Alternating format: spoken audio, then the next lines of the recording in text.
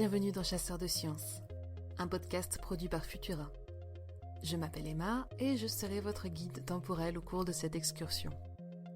Aujourd'hui, nous plongeons dans le cerveau des animaux et des petites bêtes aux côtés de Charles Henry Turner, l'un des plus grands scientifiques oubliés du début du XXe siècle. Vous écoutez Chasseurs de Sciences.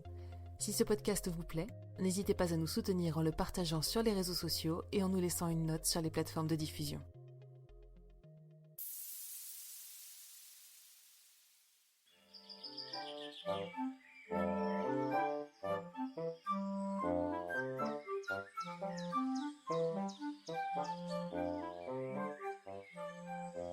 Le soleil d'été 1910 cogne fort au-dessus de la ville de Saint-Louis, Missouri, mais Charles Turner n'en a cure.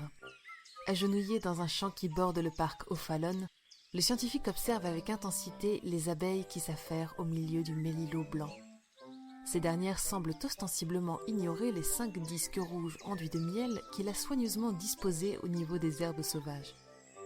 Les oreilles pleines du bourdonnement des travailleuses, il tente désespérément de les attirer lui-même vers ces fleurs artificielles, en vain. Cela fait 2 heures qu'il est là et il redoute que son étude ne se solde par un échec. Soudain, une ouvrière vient se poser sur le rebord de l'un de ces disques, juste sous ses yeux. Elle est rapidement rejointe par une seconde et Turner se réjouit de les voir toutes deux absorber le précieux liquide. L'expérience peut commencer. Le lendemain, à 8 heures du matin, le scientifique retourne sur place pour découvrir que 2 des disques ont été entièrement vidés de leur stock de miel et que ces sujets ont même été jusqu'à emporter une partie de leur papier rouge encore imbibé de sucre. Enthousiaste, il accroche 6 nouveaux cercles rouges identiques aux précédents et 6 bleus pour leur part dépourvus de récompense. Immédiatement, les abeilles arrivent par nuées pour butiner avec frénésie les coquelicots artificiels de Turner. Maintenant arrive l'instant crucial. Après un quart d'heure de ce manège aérien, alors que les travailleuses repartent vers la ruche pour y déposer leur butin, le chercheur se saisit de l'une des cibles rouges et la remplace par un cercle bleu dans l'espoir de répondre à la question qui le taraude. Les abeilles sont-elles capables de distinguer les couleurs ? Les secondes passent, puis les minutes. Finalement, les créatures reviennent, fonçant tout droit vers leur dernier lieu de récolte. Carnet de notes en main, Turner sent ses doigts enserrer le stylo dans la pointe et poser sur la page. Dans un splendide mouvement courbe, les abeilles changent subitement de destination en laissant derrière elles la cible azur, les antennes pointées vers la tache écarlate la plus proche. Turner jubile. Mais l'expérimentation n'est pas encore terminée. Parce qu'il tient à fournir des résultats rigoureux, il passe encore plusieurs jours à tester une 30aine de manipulations, voyageant d'un cercle à l'autre comme une abeille dans un champ de fleurs. Il va jusqu'à façonner de petites cornes d'abondance en papier et recueille en guise de finale des ouvrières dans la paume de sa main. Avec passion et application, il rassemble les données qui lui permettront de mettre fin au débat qui anime le milieu des entomologistes depuis déjà des décennies. Sa conclusion est proclamée avec une humilité et un engouement caractéristiques le 18 juillet 1910. Les abeilles sont bel et bien capables de discriminer les fleurs en fonction de leur couleur pour optimiser leur collecte. C'est un accomplissement notable pour Turner, un tour de force qui tombera dans les oubliettes de l'histoire et échappera même à la mémoire de ses pairs. Car à l'époque, un autre type de discrimination basée sur la couleur est en train de se jouer.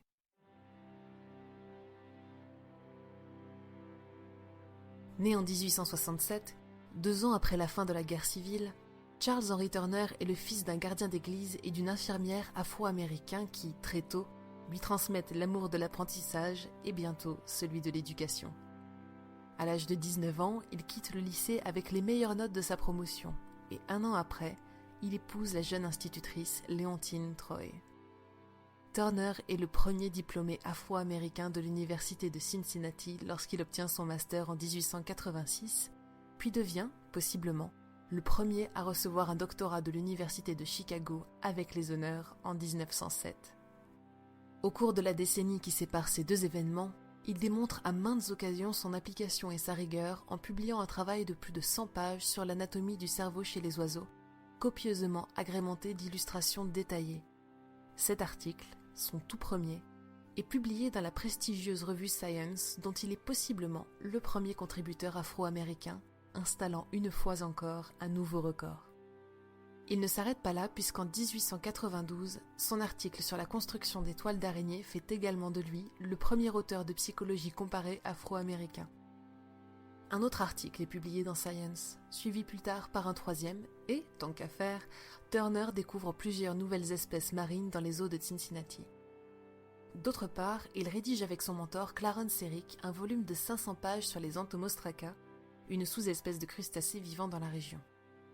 Malheureusement, l'année de publication de l'ouvrage est également marquée par la mort de sa femme, laissant désormais à Charles la charge intégrale de ses 3 enfants, âgés d'1 à 3 ans.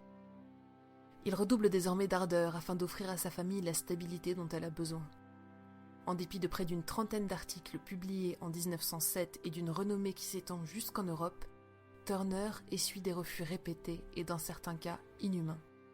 Alors que le précédent directeur de l'université de Chicago, décédé en 1906, souhaitait rendre l'éducation accessible à tous et reconnaissait à Turner le statut d'autorité majeure dans son domaine, son successeur, lui, tient un autre discours.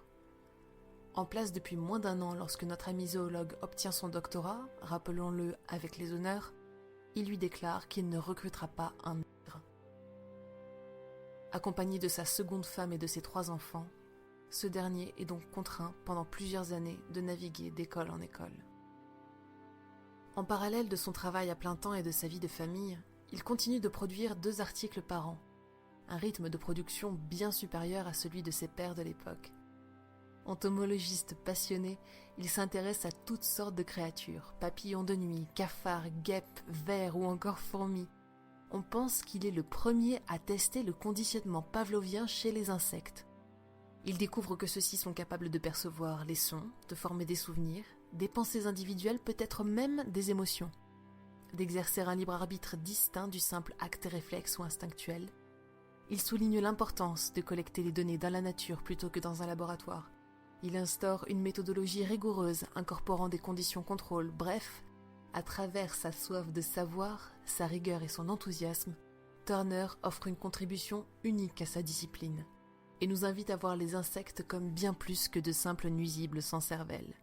Il écrit : Après avoir étudié le sujet sous tous les angles possibles, je suis parvenu à la conviction que ni la fourmi grouillante, ni l'abeille volante, ni la guêpe chasseresse ne sont guidées par un mystérieux instinct, ou une combinaison de tropismes, ou uniquement par la mémoire musculaire, mais par quelque chose que chacun acquiert par expérience. À l'âge de 41 ans, Turner s'établit enfin au lycée Sumner de Saint-Louis, le premier lycée afro-américain fondé à l'est du Mississippi. Il sait pertinemment qu'il ne s'y verra pas accorder de temps libre pour ses recherches, que son salaire de 1080$ par an lui permettra à peine de subvenir à ses besoins, que la charge de travail sera lourde et ingrate, mais ainsi qu'il l'exprime. Je sens qu'on a besoin de moi ici, et je peux y faire tellement pour mes semblables. Dès 1897, Turner produit plusieurs articles sur l'égalité des droits et l'accès à l'éducation. Cette dernière constitue selon lui la clé qui mettra fin au racisme dont lui et sa communauté sont victimes et motive son envie d'enseigner dans des écoles accueillant des étudiants afro-américains. Il devient un emblème de la lutte pour les droits civiques à Saint-Louis et une figure d'attachement pour ses élèves avec qui il mène diverses expérimentations sur les abeilles durant les pauses au réfectoire.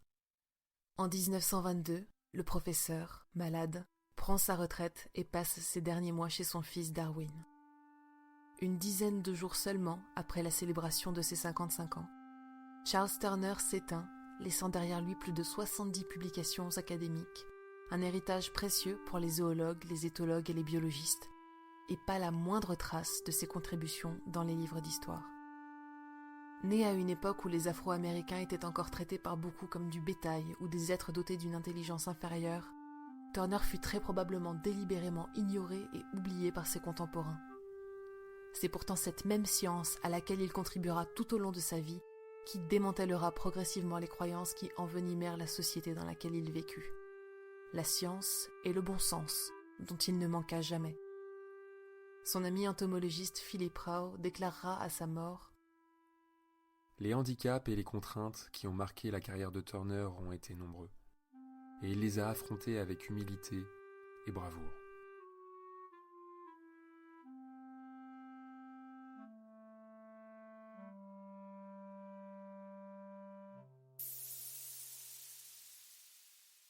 Merci d'avoir écouté Chasseurs de Sciences. La musique de cet épisode a été composée par Patricia Shellad. Au texte et à la narration, Emma Hollen. Merci à Daryl Fantasy, qui prête sa voix à Charles Turner, et à Guillaume Collen, qui prête la sienne à Philippe Rao. Si vous appréciez notre travail, n'hésitez pas à nous laisser un commentaire et 5 étoiles sur les plateformes de diffusion pour nous soutenir et améliorer notre visibilité. Vous pouvez aussi vous abonner sur Spotify, Deezer et Apple Podcasts pour ne plus manquer un seul épisode. Quant à moi, je vous retrouverai bientôt pour une future expédition temporelle dans Chasseurs de Sciences. À bientôt.